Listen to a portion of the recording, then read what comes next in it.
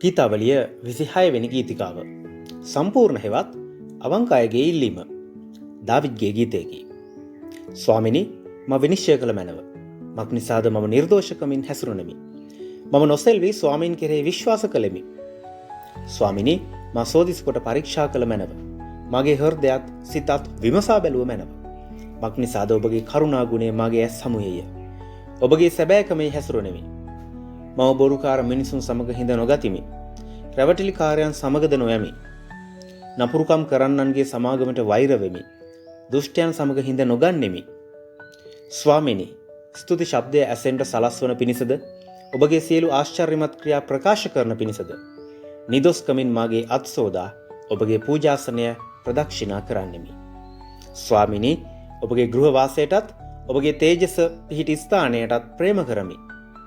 පෞකාරයන් සමග මාගේ ආත්මයත් මිනීමරණන් සමග මාගේ ජීවිතයත් එක් නොකළ මැනව.